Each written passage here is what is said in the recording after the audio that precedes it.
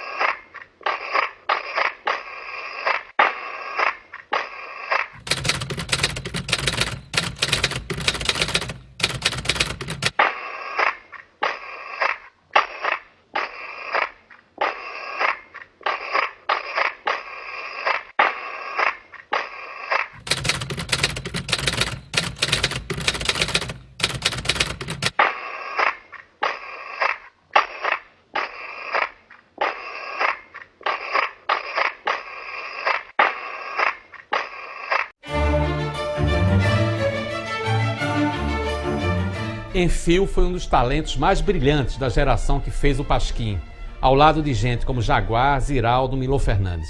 Fez sucesso também como autor das famosas Cartas à Mãe, e que aproveitava para falar da situação política do Brasil e pedir, por exemplo, anistia já para os presos políticos. A mãe de Enfio foi também personagem do Abertura.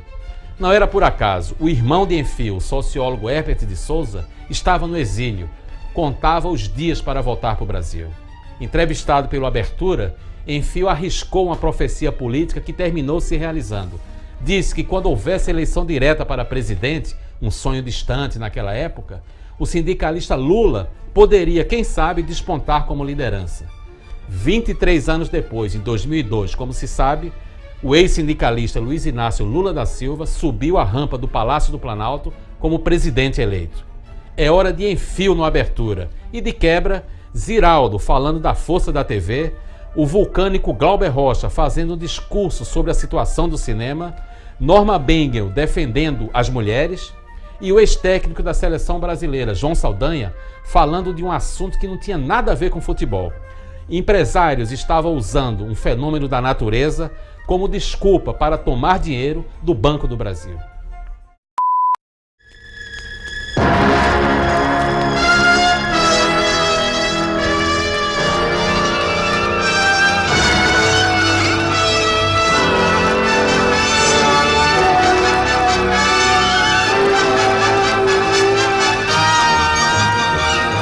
Enfio, por que você preferiu morar em São Paulo, hein?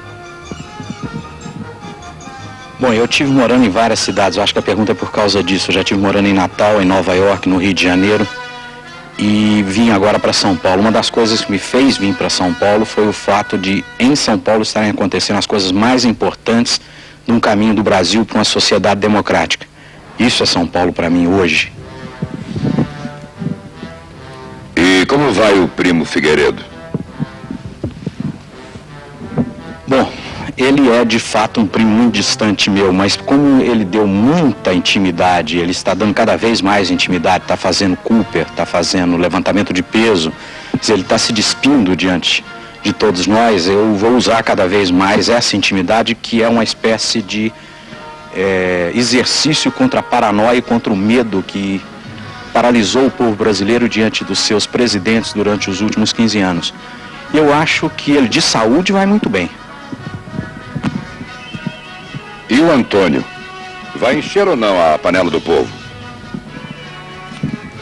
Antônio Delfim Neto. Olha, eu acho que se for para repartir o bolo já encheu, porque o Delfim anda muito gordo. Enfio sua opinião. O Papa.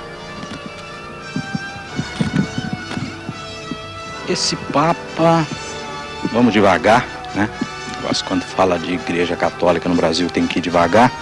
Eu preferia que o Papa fosse o Evaristo Arnes, por exemplo.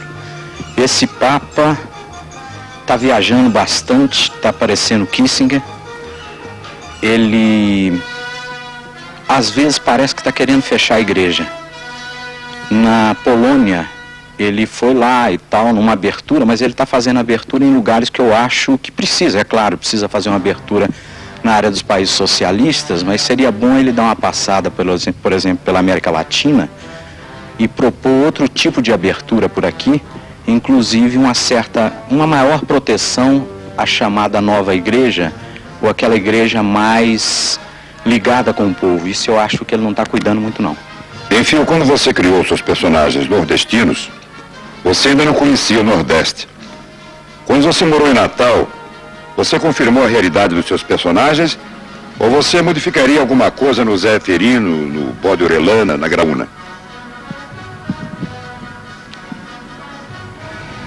Eu realmente não conhecia o Nordeste. Eu idealizava o Nordeste a partir de certas informações, como, por exemplo, o livro Os Sertões, do Euclides da Cunha, como, por exemplo, os filmes do Glauber Rocha, na época em que ele fazia Deus e o Diabo na Terra do Sol.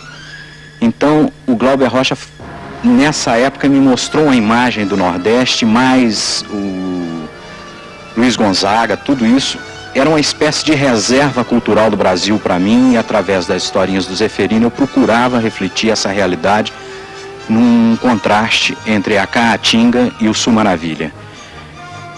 Porém, na medida em que eu fui morar no Nordeste, eu descobri uma outra realidade, que é um Nordeste que não existe mais tal como eu imaginava. É um Nordeste que não dança mais o chachado, não transa mais a Lampião, as suas tradições históricas e culturais, mas um Nordeste que está vivendo em ritmo de discoteca. É um Nordeste que está vestindo e falando como as novelas das 8. É um Nordeste esmagado agora por um novo poder, que não mais aquele poder do velho latifúndio, mas o poder das multinacionais em todos os sentidos. Isso me deu um choque muito grande, porque me dificultou fazer o Zé Ferino tal qual eu imaginava na minha fantasia. E a volta, por exemplo, quando eu voltei para São Paulo, significou uma recuperação de uma certa fantasia, ou seja, de uma certa fé no poder de resistência cultural do real povo brasileiro, que é o povo que está na Caatinga, para lutar contra aquilo que eu chamava de Sul Maravilha, mas que hoje a gente pode chamar de multinacional maravilha, não sei. Estão chupando sorvete que bom, apesar de não ter condições nenhuma de, vamos dizer, de se curar, de se tratar e de, por exemplo, de xistosomose ou de se alimentar, não tem água, e estão chupando sorvete que bom, que antes era, vamos dizer, eram outros tipos de sorvete que eles mesmos faziam. Então, o que parece para mim, a dificuldade que eu estou tendo nesse momento, Sargentelli, de fazer uma história brasileira, é um pouco como aquela dificuldade que o nordestino ainda tem de procurar água, que tem que cavar muito fundo. Eu tive que andar muito fundo dentro do Nordeste para ver o nordestino de novo, porque ver alguém parecido, vamos dizer, aquele vaqueiro do Arizona, não dá. Enfim, se tivesse uma eleição amanhã, quem você acha que seria o presidente? Bom, se a eleição fosse a eleição indireta, a gente não tem a menor noção de quem vai ver, eles já escolheram. É uma mania, um hábito deles escolherem pra gente. Mas se dependesse do povo brasileiro, quem poderia ser? Lula, talvez, seria talvez um ótimo presidente.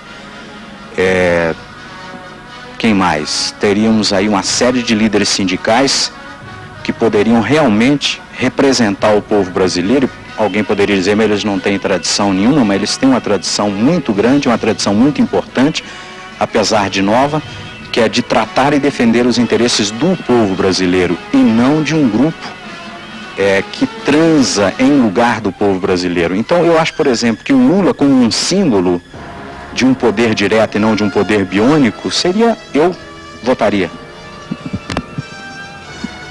Todo autor se projeta num personagem.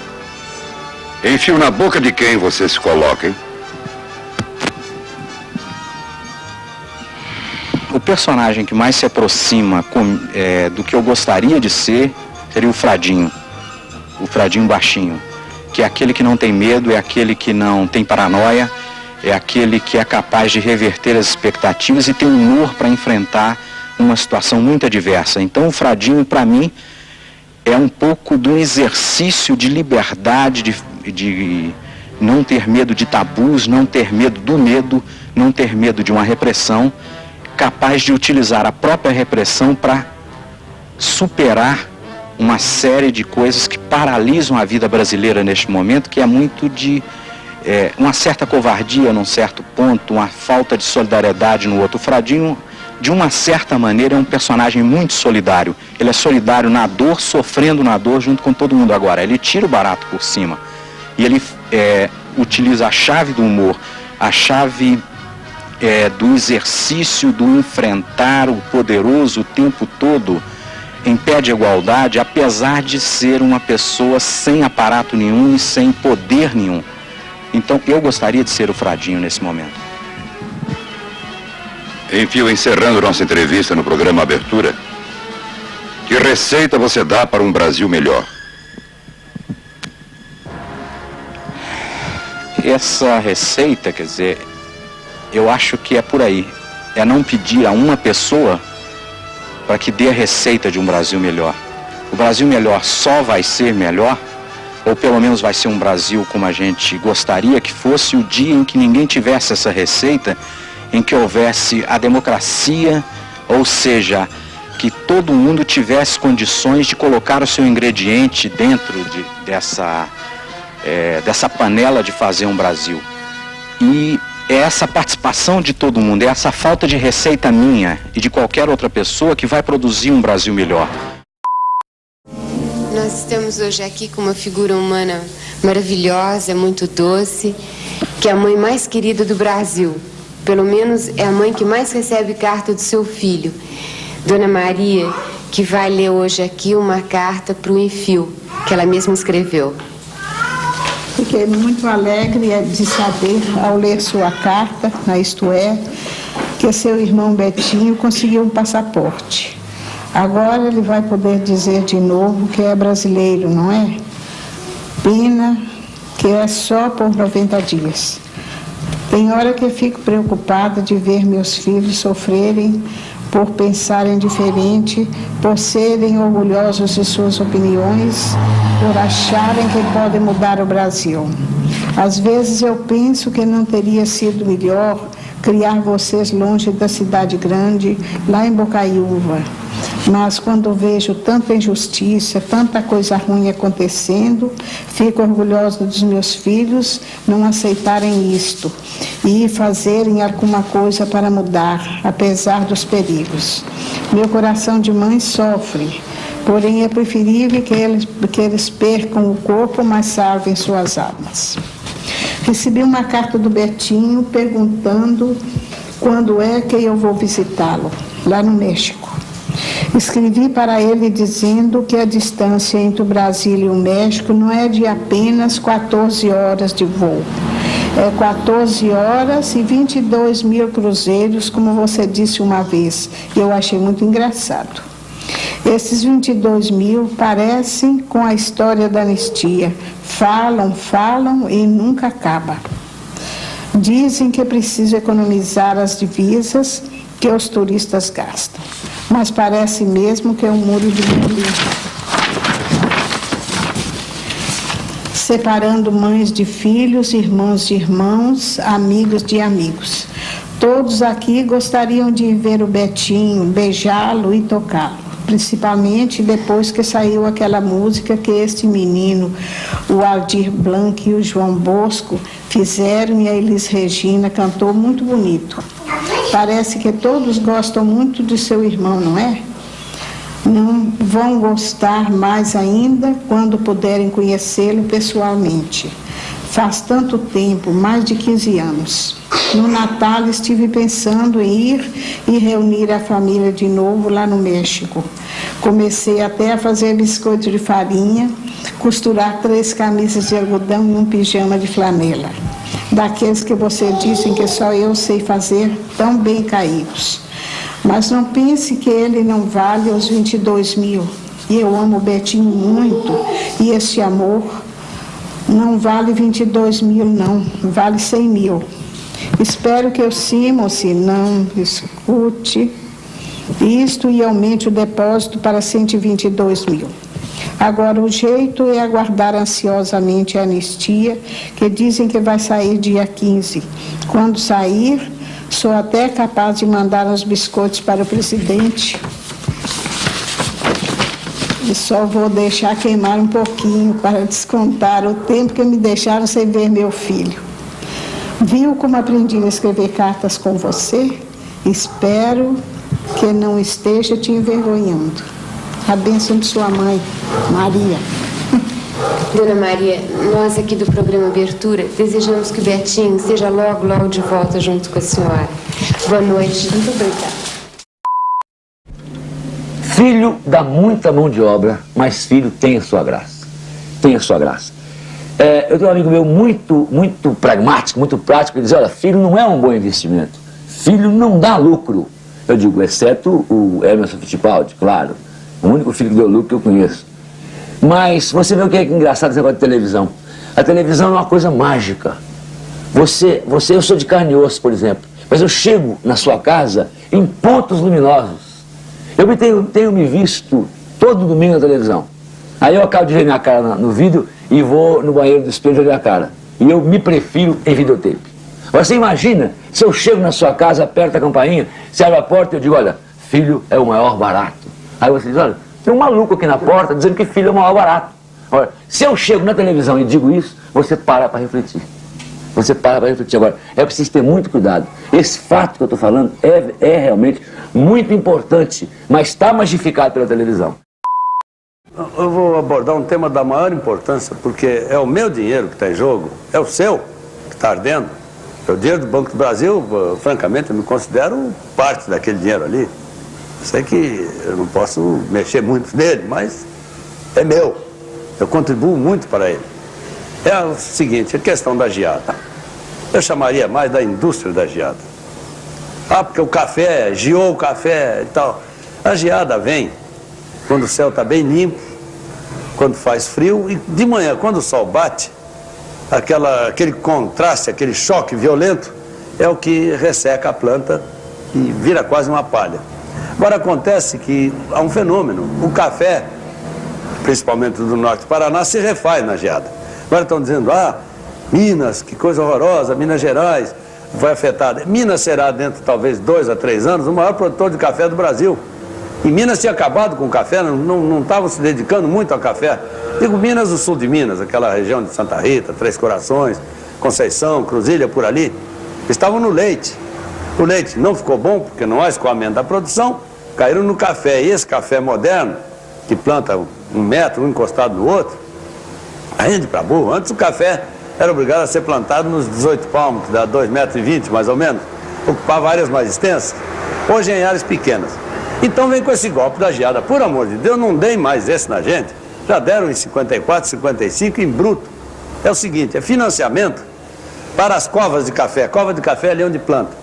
Então cada cova de café, naquele tempo era 2 cruzeiros 50, hoje com uma saca de café 4, 5 mil. Poxa, esse financiamento por cova vai andar pela ordem dos 250, 300 por cova. E o produtor do café não põe nenhum perder. Ele apenas transfere o contrato dos colonos ou dos empreiteiros. Os empreiteiros são os que estão formando o café. Empreiteiros de 3 anos, de 4 anos e até de mais, o que faz desmatamento. Então eles prorrogam o contrato e fica para o ano que vem, porque toda essa gente recebe em espécie. Eles apanham essa erva, esse tutu, esse dinheiro do Banco do Brasil, ou de uma entidade qualquer, mas financiada pelo governo, eles apanham e vão aplicar onde?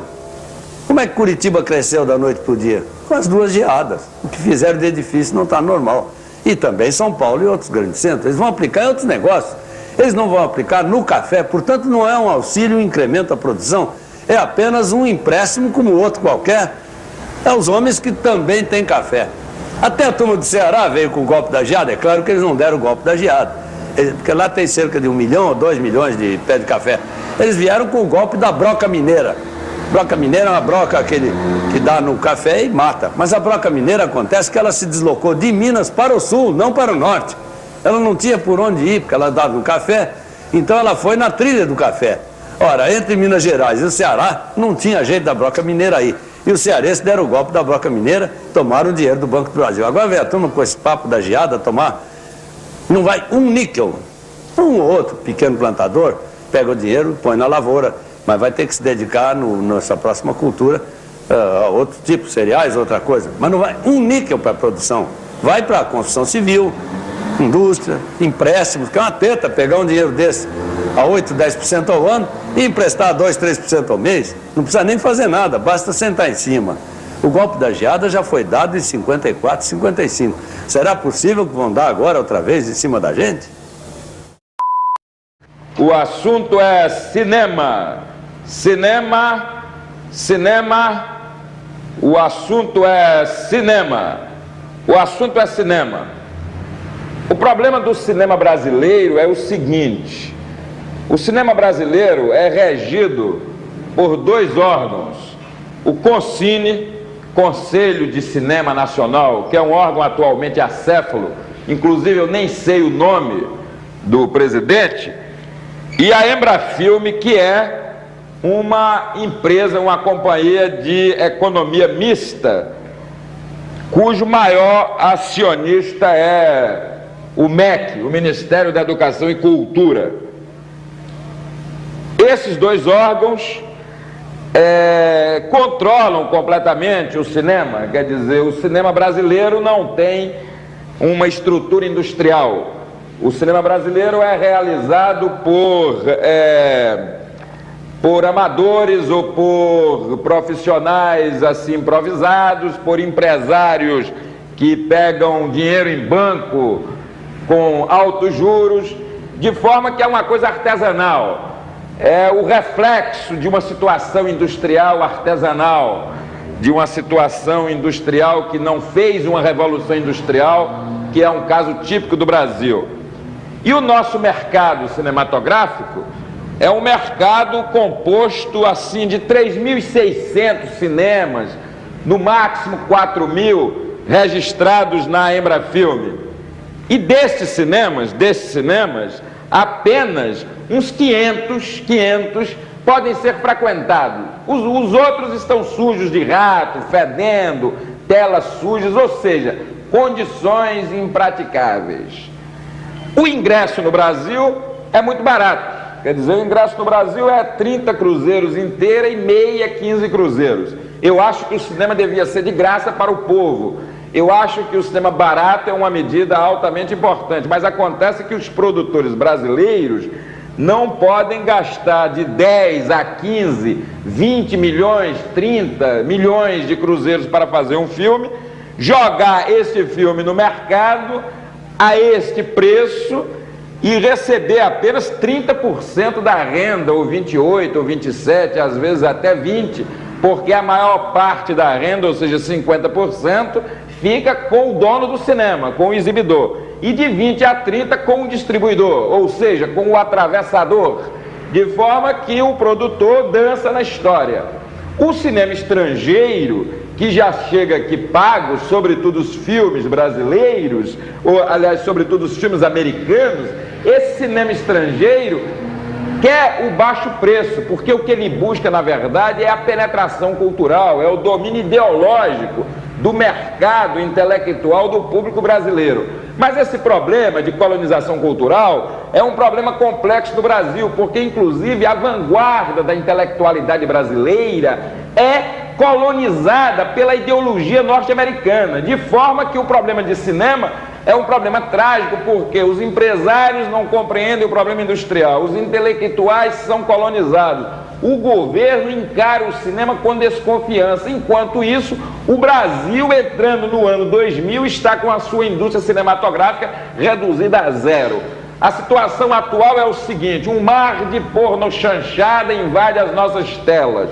O movimento do cinema novo, que era um movimento internacionalmente importante nos anos 60 e que criou o cinema brasileiro, esse movimento de cinema novo foi destruído por várias correntes que mais tarde eu explicarei aqui, chamando a responsabilidade, inclusive, importantes cineastas brasileiros que se entregaram à porno chanchada ou ao subcinema comercial e hoje colaboram com as multinacionais e falam mal do cinema novo, prato no qual comeram e se fizeram e do qual não podem sobreviver sem voltar a comer no mesmo prato. O problema de cinema, pois, no Brasil é o seguinte: industrialmente, do ponto de vista da indústria privada, está falido, depende do Estado. Um cinema estatal depende de uma economia política dirigida ao desenvolvimento cultural. Do contrário, os verdadeiros autores cinematográficos devem sair do Brasil. A minha posição é o seguinte: dediquei 20 anos da minha vida ao cinema brasileiro, sou um dos principais artífices da Embrafilme, realizei alguns filmes brasileiros de repercussão internacional e me encontro no Brasil marginalizado e sem ver nenhuma perspectiva de saída para o cinema, porque eu não vejo nenhuma perspectiva de saída para o atual sistema econômico que rege o Brasil. Então o cinema é a superestrutura desse regime econômico, de forma que a crise no cinema, a crise na cultura, a crise na televisão é a crise na superestrutura. É necessário então que o ministro Delfim Neto, dentro da sua nova planificação, inclua a indústria cultural e o cinema como uma prioridade de meta nacional. Não se pode fazer uma revolução econômica nem cultural sem termos uma cultura desenvolvida, e o cinema é a mais importante de todas as artes. Atriz de cinema e teatro. O marido é quase sempre um álibi para a mulher. Não importa o que se passa atrás do pano. Atrás do pano ele pode ser gordo, velho, estúpido, burro. Mas ele se acha no direito de criticar a flacidez, a gordura ou a menopausa de uma mulher. E quando ele encontra uma mulher mais jovem, é aplaudido por todos. Abertura. Democracia. Um Brasil livre para brasileiros livres. O programa de quem sabe, como você, compreender o mundo de hoje e ver o mundo de amanhã.